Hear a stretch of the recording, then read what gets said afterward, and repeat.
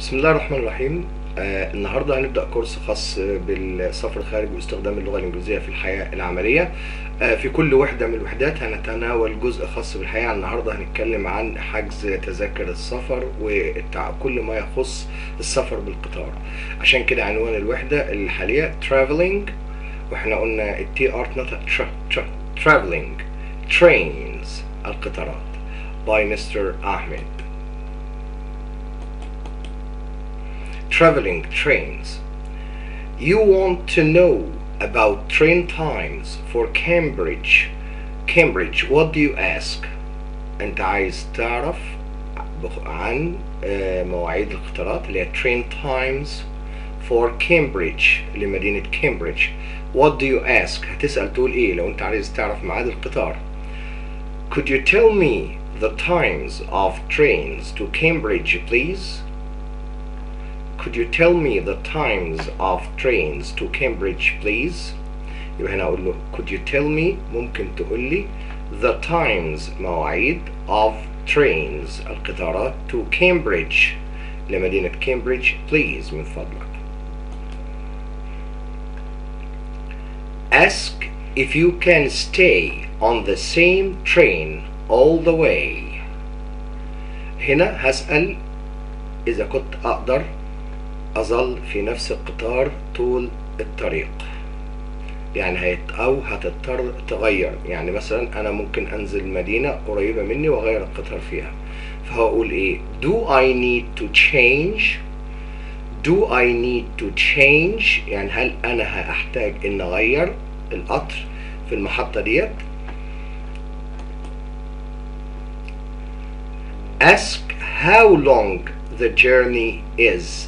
هسأل عن how long طول the journey is الرحلة.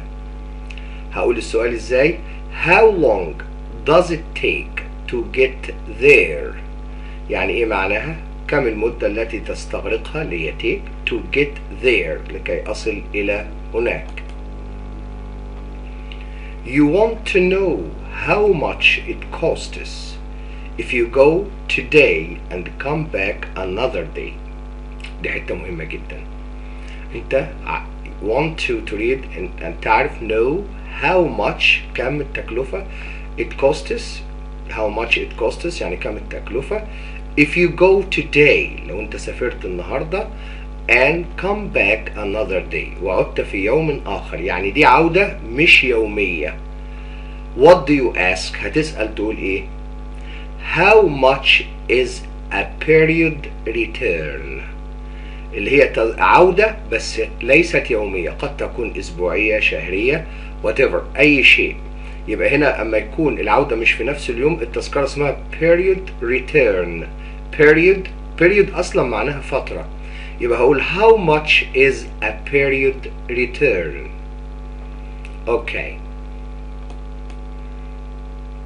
Traveling trains. You decide to أنت تقرر to go for the day تروح لمدة يوم. What do you say at the ticket office؟ هتقول ايه في شباك التذاكر اللي هو ticket office.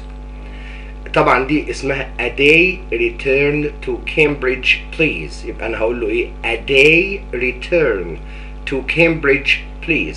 تذكرة عودة يومية إلى مدينة كامبريدج من فضلك. a day return to Cambridge please. طيب how do you ask if you can get anything to eat and drink on the train؟ يعني ازاي تسأل إذا كنت عايز تحصل على شيء تاكله أو تشربه on the train في القطار. Is there يعني هل يوجد a buffet؟ طبعا الأمريكان بينطقها buffet. Okay, a buffet service on the train. Is there a buffet service on the train؟ في خدمة بوفيه في القطر. There is a train on the platform يعني في رصيف يوجد. There is a train on the platform على الرصيف. And you want to check عايز تعرف أو تتأكد أو تفحص it is the one you need إن هو ده القطر the one you need اللي أنت محتاجه. What do you ask an official هتسأل ايه للأوفيشال المسؤول، an official المسؤول. طبعا excuse me معذرة، is this the right train for Cambridge? Is this the right train for Cambridge? هل هذا هو القطار الصحيح إلى كامبريدج؟ طيب. On the train you see an empty seat. شفت empty seat، مقعد فاضي. What do you ask the man sitting next to it؟ هتسأل الراجل اللي قاعد next to it بجوار هذا المقعد الفاضي، هتقول له ايه؟ Excuse me, is this seat free؟ هل هذا المقعد free يعني فاضي مفيش حد قاعد عليه؟ He's English، ده شخص إنجليزي. How do you ask if he's going to the same station as you؟ كيف تسأله إذا كان ذاهب إلى نفس المحطة the same station يعني محطة as you زيك. هتقول له excuse me are you getting off؟ هل أنت هتنزل getting off at Cambridge في مدينة كامبريدج by any chance؟ يبقى أقول له في فرصة إن أنت هتنزل في كامبريدج معايا عشان أبقى عارف لو هو نازل هنزل معاه. You'd like him to tell you يعني أنت would like أنت تريده إن هو يخبرك when you're near the station لما تكون قريب near the station من محطة القطار. What do you ask؟ هتسأله له إيه؟ Could you tell me when we were nearly there؟ Could you tell me when we were nearly there؟ ممكن تقول لي لما نبقى قريبين nearly there تقريبا هناك. Please could you tell me when we were nearly there؟ Could you tell me when we're nearly there please؟ لا تنسى الاشتراك في القناة والضغط على زر إعجاب والجرس لكي يتم اختيارك بكل ما هو جديد ومشاركة هذا الفيديو. شكرا جزيلا.